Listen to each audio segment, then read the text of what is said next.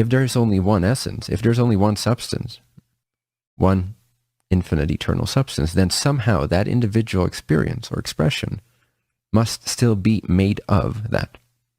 There's many expressions of wood, but every table is made of wood. Well, that's not true, but you get the point. There's many different waves, large waves, small waves, ripples, there's bubbles in the ocean, but it's all made of absolute knowledge. It's all made of water. I'm a believer and experiencer, direct perceiver of this unity, this oneness, the fact that the essence of all experiences is of the same nature. It's of the same essence. Where delusion comes in, or ignorance, and therefore also suffering and dissatisfaction, or whatever the opposite, or the obscuration, if that's a word, of happiness. Is that a word? Is that a word? Obscuration? It is now. It is now. Cool. So the eclipsing of happiness, or self-knowledge, if happiness happens to be self-knowledge, which in my experience, the greater my self-knowledge, the greater my happiness. Or my perception of happiness, you could say. Maybe happiness is actually the nature of reality. And the degree to which we're able to perceive that nature is the degree to which we perceive our innate happiness. Maybe it's not a thing that we accomplish or acquire. Maybe it's a matter of transparency more than anything else. Because if we are of that same nature, then all there is degrees of distortion, how much this self-knowledge is eclipsed.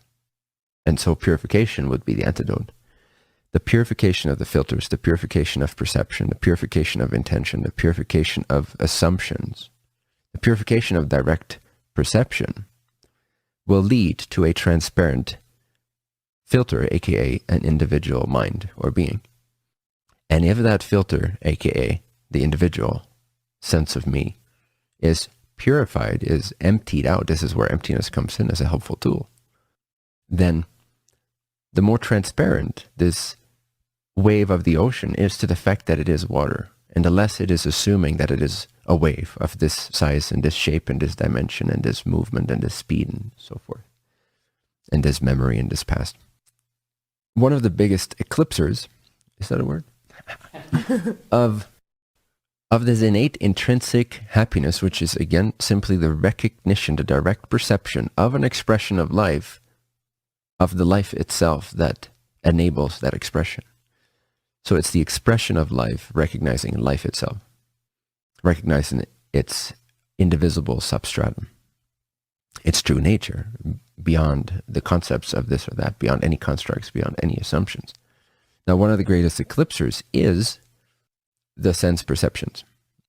They pull, in a sense, a veil over the eyes of the mind, because we're always gauging ourselves by what we're seeing, what we're feeling, what we're hearing, and so forth. And we don't realize until we start to really investigate it, but even then it keeps surprising us, the degree to which sense perceptions condition our assumption of self and our assumption of limitation. Because one of the eclipsers is to believe that we're limited, to believe things that are not true, to believe that I'm this, that I'm that I'm such and so, and I need to work on this and that particular thing. If not, then da-da-da.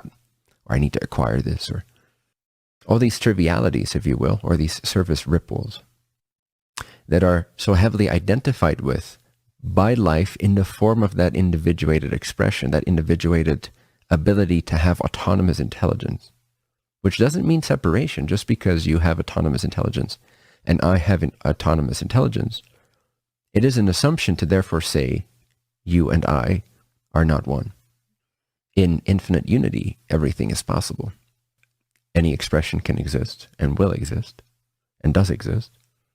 And the journey is experienced by that aspect of life, but it is an aspect of an indivisible whole, an indivisible unity, an indivisible source that is ever radiating, ever the same throughout all expressions, throughout all life forms, regardless of its state of evolution, whether it's the rockness, whether it's a more evolved rock that stands on its own in the middle of nowhere, that has more of an identity, whether it is basic plant life, mineral life, and so forth, where movement begins, where growth begins, where the desire, the instinctual desire for self-knowledge in the form of movement, of spatial recognition, space-time experience starts to dawn, or whether it is in the animal, which is already becoming more autonomous, more able to be aware of itself as an autonomous expression of life, or whether it's in a human being, or whether it's in whatever is next.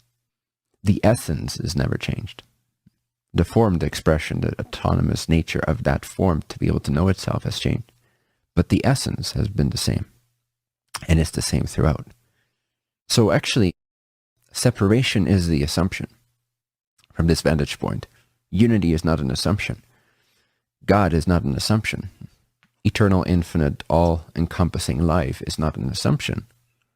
Limitation, separation, real individuality, solid individuality, all these things are assumptions from this vantage point of the direct perception of the nature, the spontaneous, ever-present nature of appearances or experiences or phenomena or consciousness. So, since everything is that, it can be a little bit of a stalemate. So then therefore what? Like everything is source, everything is the one, everything is the one eternal being. That typically doesn't satisfy, at least not if that stays conceptual, because that's just another framework posed by a mental construct that is an expression of the indivisible unity, which is life itself. And now it's putting forth, as part of its ability to evolve and to think for itself, an image of the one indivisible self, which is, you could say, a marker, a pointer on its way back to source.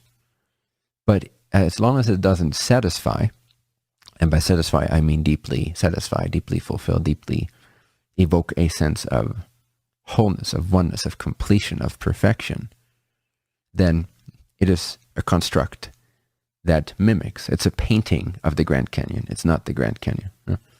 It's a painting of a nice lasagna when you're hungry instead of an actual lasagna. So we can have pictures of God, and we all do, and all the religions do, and so forth. But it's different than opening the door of self, the back door, I should say, perhaps.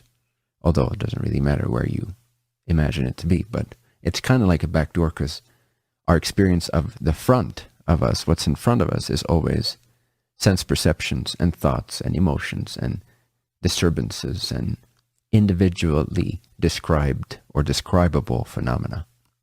These phenomena appear. They are known.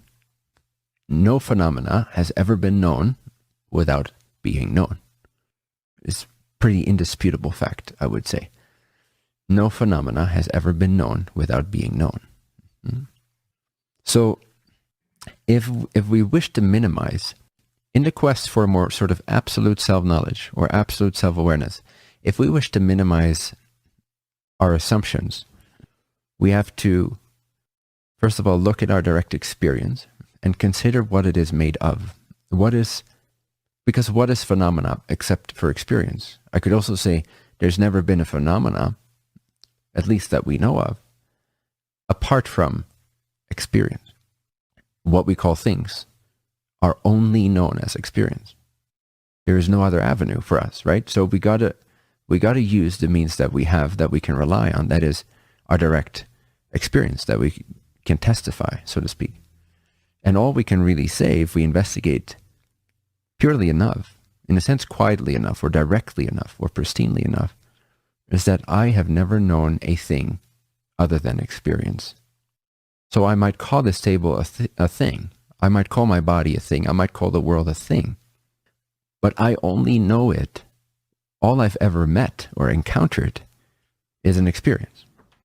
And if you spend some deliberate time, maybe not now, but to try to dispute this, you will gain conviction naturally, spontaneously, and profoundly in this truth.